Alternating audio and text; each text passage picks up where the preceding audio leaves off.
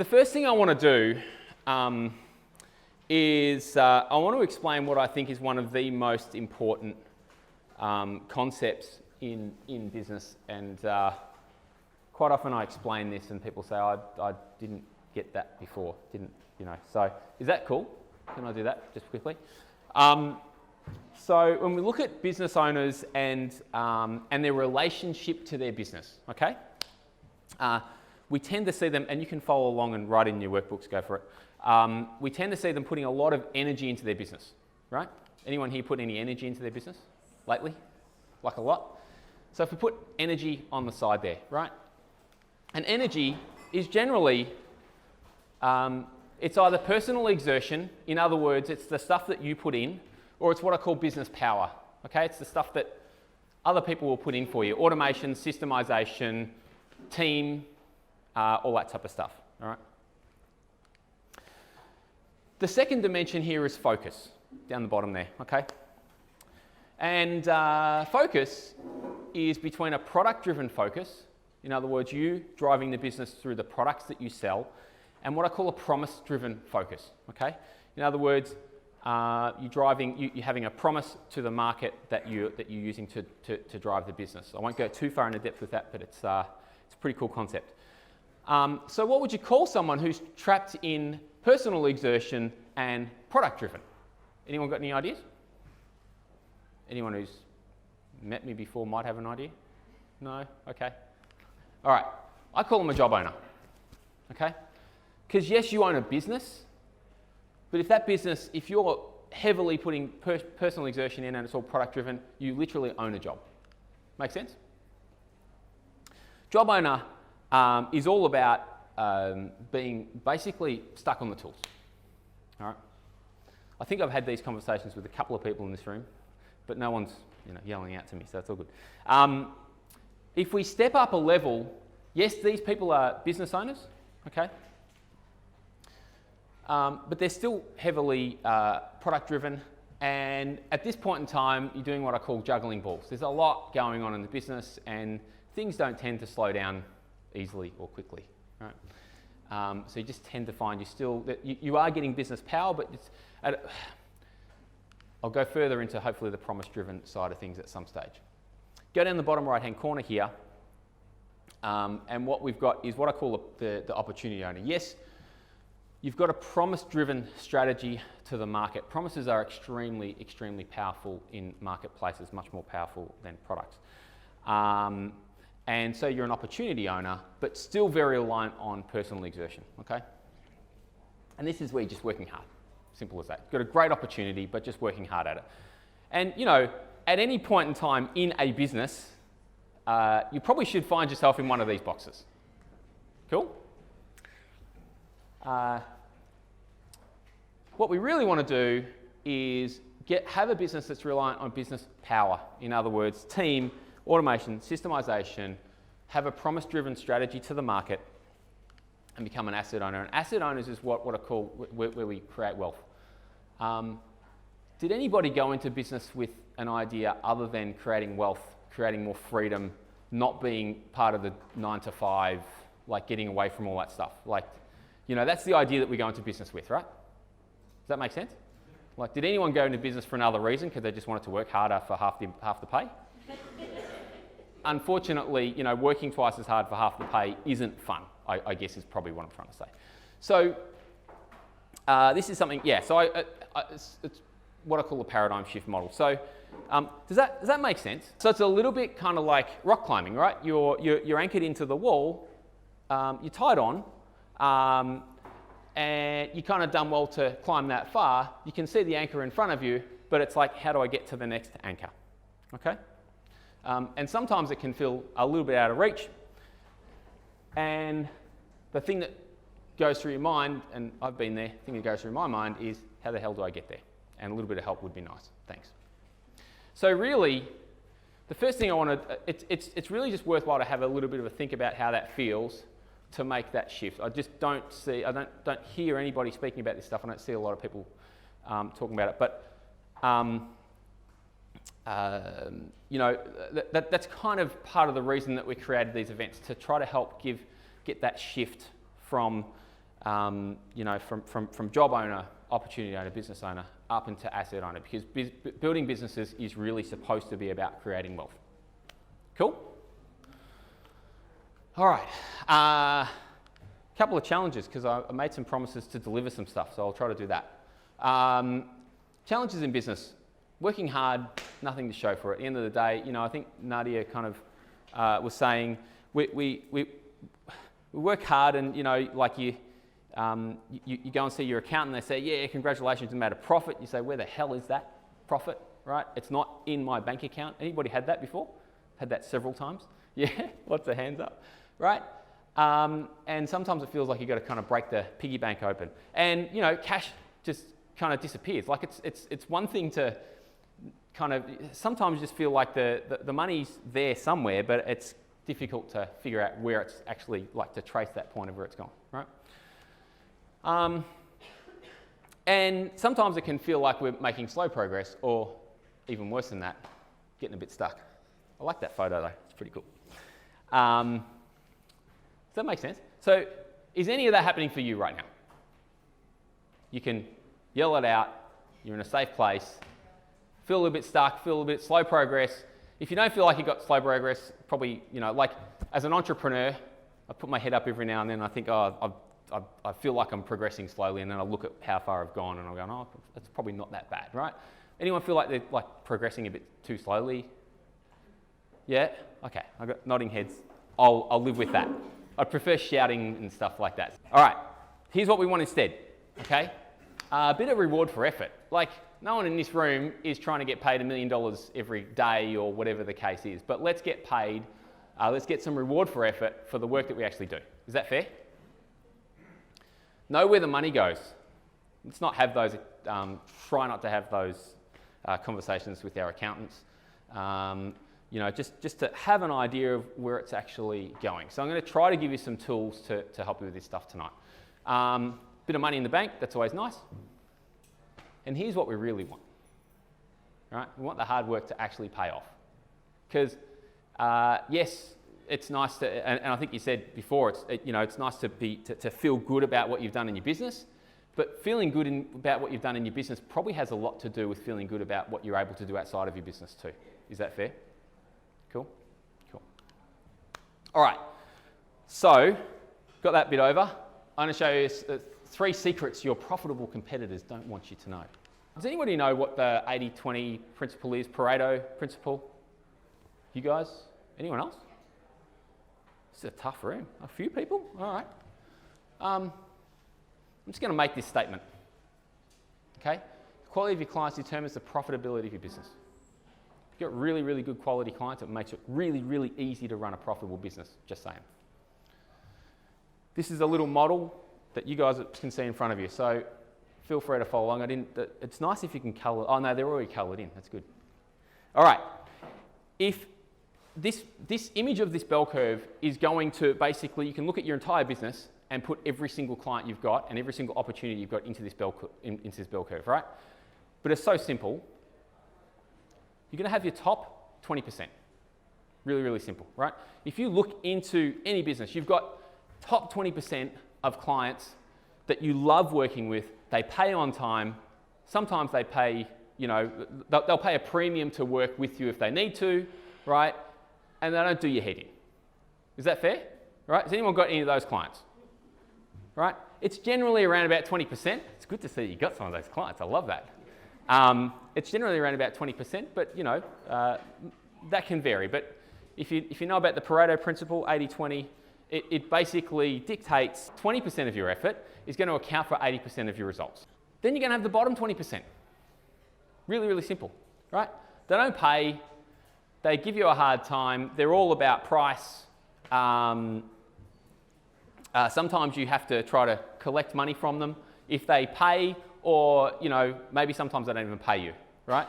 Anybody got some of those? Okay, cool. I'm talking to the right room. Yes, you do. Sorry, I just saw your hand up. Yes, you do. I've seen some of those. All right. And then really simply, you're going to have a middle section, right? Now, I know this seems really, really simple, But when you move the middle, so when I start working with clients, one of the things that we do is we look at who their top 20% are and who their bottom 20% are, right? Sack the bottom 20% of your clients. Write it down. Sack the bottom 20% of your clients, right? Because they are losing you money every single day of the week, okay? Look at the top 20% and figure out what it is about those guys that makes them the top 20% and go and get more of them, okay? And when you do that, well, how good is this graphics guy? It looks something like that. Does that make sense? Yeah? Like, it's such a simple thing, but those bottom 20% really aren't doing you any favors, and you really want to go for a lot more of the top 20%. And there are really, really simple ways to identify them. In fact, I'm going to give you a really, really simple filter. Is that cool? You can actually use this as a sales system if you want to. If you look at it closely enough, you can build a sales system from this. It's called the 5-star filter. It's really, really simple, right? When you're speaking with a prospect or a new client coming on board, the first thing you need to know is how much of a priority is this for them. So if you're in the building game, you're in trades, you're in services, depending on obviously, I will say this up front, right? The more money you pay, the more important this becomes as a filter, okay? Because if someone walks in and you've got to charge them $20, it's not a big deal. But when you're talking about 20,000, 200,000, 2 million, it's a much bigger deal. Cool? So, how much of a priority is this for them, right? How important is it for them right now? Is it a later thing or a sooner thing? Like, do you get a client who is, sometimes I've heard of builders getting clients and they ask them these simple questions and the client turns around and says, oh, I want to do something in about 5 years' time. Why are we having this conversation, right? So maybe you can start planning for some stuff, but the conversation with the builder is probably not the right conversation to have at that time. Does that make sense? Cool. The next point is resources, right? We want to make sure that they've got the financial resources, they've got the time, they've got the energy to put into this project. Cool. Are they non-existent? Like, I make stuff really simple. It takes hours to make stuff really simple, just saying. Are they non-existent or sufficient? Right? Really, really simple. Right? And you can put that into a question in your sales process, okay, when you walk out of here. Their motivation.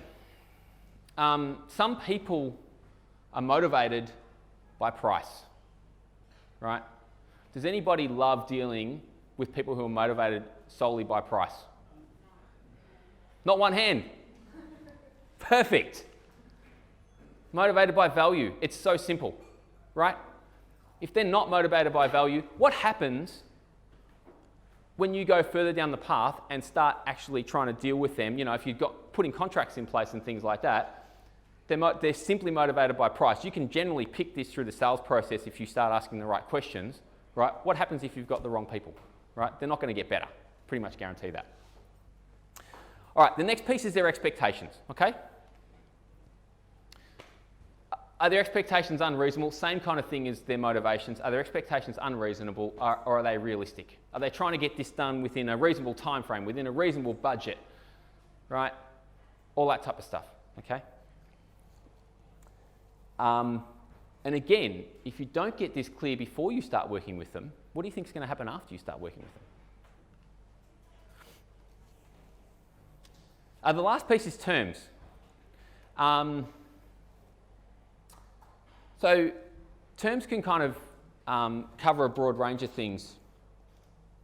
But what I want to do, what I did is just simplified it down to the way that people actually operate, right? Has anyone read 7 Habits of Highly Effective People? Stephen Covey. It's a really famous book. Hot tip, just read it. It's a good book.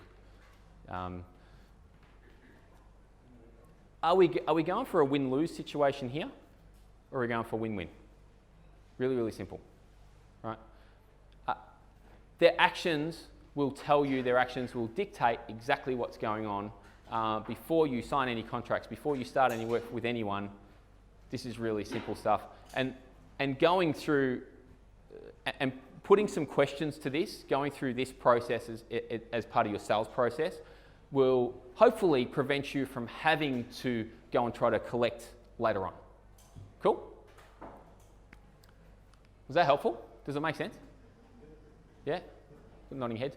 Do you think you can take those away and put some couple of questions together and put that into your sales process? Cool. All right, secret number 2. They maximize their margin. All right, I'm going to get blank stares. Terence, this is not game changing at all. Who here knows the difference between markup and margin? You do. Don't look at me stupid. You do, don't you? All right. Well, Nadia, you definitely do. Markup and margin, right? Markup is simply, you have a price, you put your markup on top of that price. Make sense? Yep. Margin is simply you work back from the end price. So if you sell something for $100, it costs you $80, there's a 20% margin, there's a $20 margin in that product. Does that make sense? Who here quotes on margin?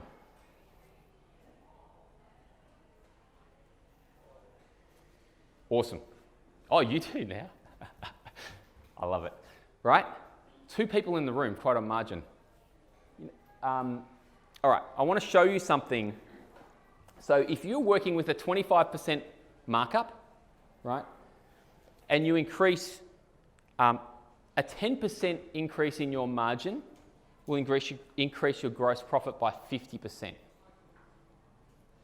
Anyone know that? If you're charging a 25% markup, right, I'm going to show you, this worksheet will demonstrate it to you. You're charging a 25% markup, right? A 10% increase in margin, if you go and work it backwards and do it and increase it by 10%, is going to increase your gross profit margin by 50%. You'll make 50% more at the end of the day. Anybody like to do that? It's actually really simple, right? And having the right sales systems and things like that in place will help you to do it, okay? So all this obviously goes together. All right, I'm going to be mindful of, all right, you've got this little margin calculator worksheet. Let's do it. I'll show you how it works, right? It's about as simple as we can make it. So for argument's sake, I'm going to use simple numbers that I can understand because I don't have a calculator here, but you can put whatever numbers in you want. But let's say if your cost price on something is $1,000, right? Would you guys sell something where a cost price might be about $1,000? Yep, cool. Let's say your markup percentage, you go and say it's cost me $1,000. I don't know how much you would normally mark that product up, but I've seen lots of tradies and builders do mark up by about 25%, sometimes more, sometimes less. So let's say cost price $1,000, markup 25%. Cool? This is kind of accounting stuff, isn't it? Sorry for stepping on your toes. All right, your sell price is going to be how much? $1,250. Yeah? All right. Now all you've got to do is transfer that sell price into here, $1,250. Put your cost price in here, which was $250. When you minus your $1,250 minus $250 gives you a gross. Sorry, cost price is $1,000. Sorry guys, because I don't have anything in front of me. Minus $1,000 is $250. Okay.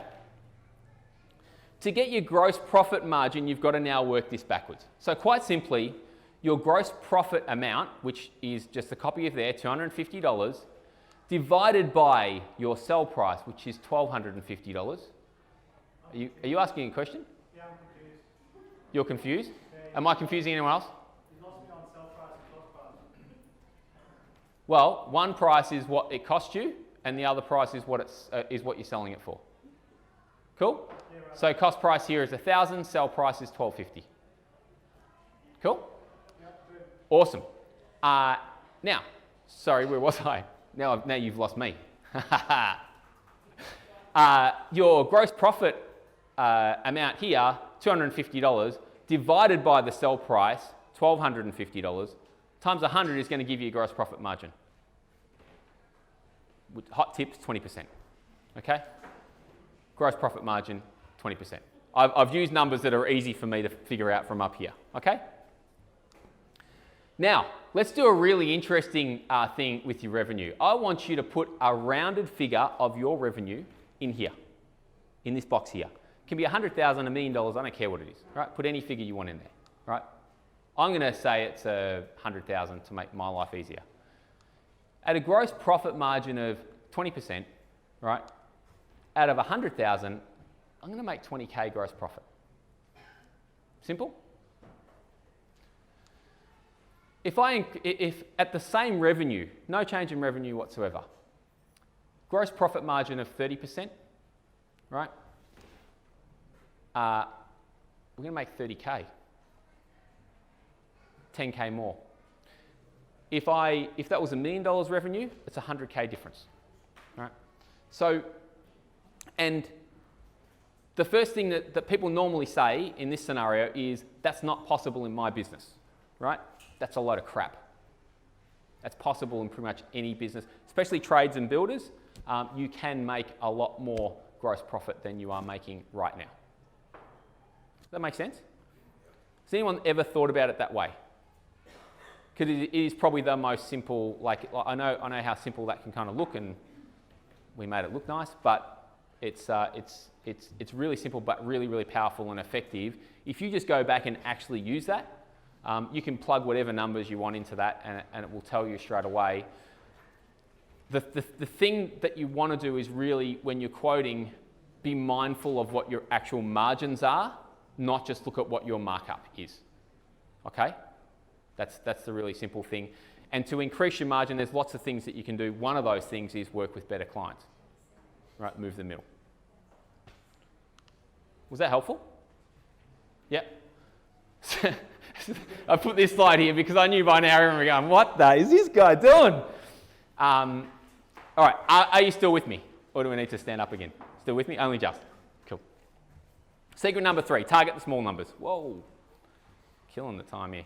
I'm getting pretty close to being out of time. I can make this really, really fast. Is everyone still okay? Yep. All right, cool. Secret number 3, target the small numbers. I'm going to do something here called the profit formula, which again is not a game changer, right? It's actually quite simple stuff. Profit formula. Profit equals leads times conversions. We use conversions as a percentage, right? Times price times margin as a percentage, which we've just been talking about, times frequency. Does that make sense to everyone? There's one number in there that baffles most people, and it's frequency. Right? Frequency is simply how many times someone purchases from you. Right? Particularly if it's one product and you can sell it 100 times to that same person, that's going to be a lot easier money than selling it once to that same person. Right? Cool. This worksheet here. I think we're almost to the end. Actually, we're damn close. Let's do this. Profit formula worksheet. So if you have a look at if you put any, think about a project or a product that you do, hopefully regularly, or at least semi-regularly. So James, where are you? Is he still here? James, there'll be cameras for you maybe, something like that? Or do you do a few cameras, solar installs? So something that you do regularly, right? And let's look at some numbers, just fill in this. So basically write the project or the product up here, in this box here, right? And then all I want you to do is have a look at, let's do it over a month, and say how many leads do you think you're getting a month? What do you think your conversion percentage is? What's the price, average price? It doesn't have to be like specific price for every single product, $3,051 or whatever the case is. Margin percentage, again, let's use some rounded figures. And frequency, how many times someone would actually buy that one product from you, right? Pretty much in a single transaction or in very close transactions in very close proximity. Cool? Does that make sense? All right. The thing about the small numbers, if I asked anyone here what the numbers that you want to drive out of leads, conversions, price, margin, and frequency, right? If I asked you which one you want more of, what would you tell me? Shout it out. Leads. You want more leads? Any other answers? Conversions. Cool. Leads, conversions. Anyone else? I'm going, what's that? Leads? Margins. Yeah. I like that. Cool. So the one thing, a lot of people, if I ask them that question, they'll say leads. Okay? Or they'll say, you know, hey, I want to put my price up. Some people say conversions and margins, obviously, which is, the reality is that the two largest numbers here are generally going to be leads and they're going to be price. Okay? Because generally the price for your product, it's especially if you're a tradie, builder, whatever, maybe that's not the case for you, Warwick. Price might not be the highest thing for you, but generally, you know, leads is going to be up there in terms of one of the higher numbers, one of the larger numbers. Conversions always has to be a smaller number than leads because it's a percentage of leads, right?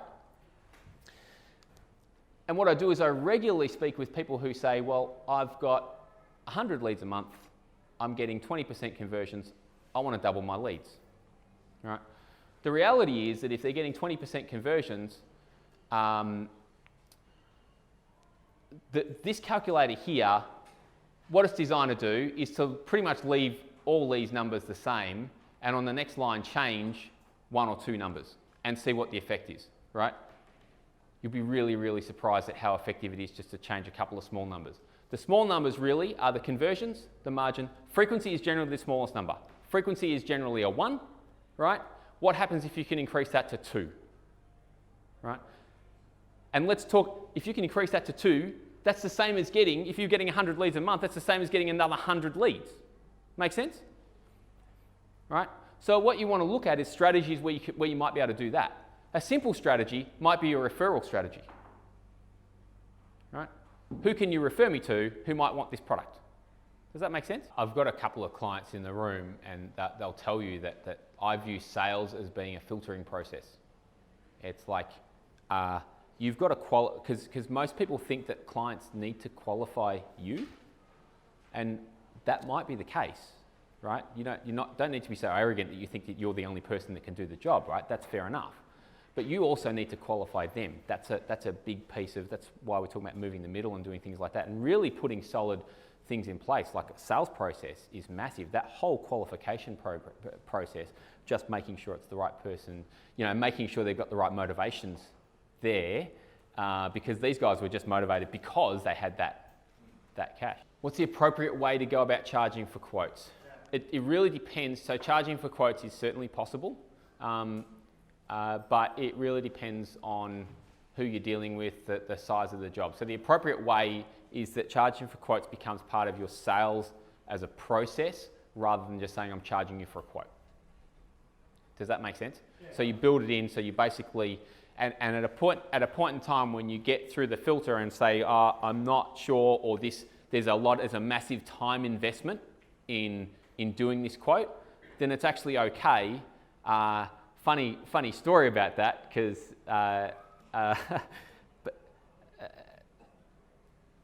people are sometimes actually surprised at the fact that they don't get charged for quotes. Can I share this? Yeah? So Tim started charging for quotes, right? And you're scared as hell of charging for quotes.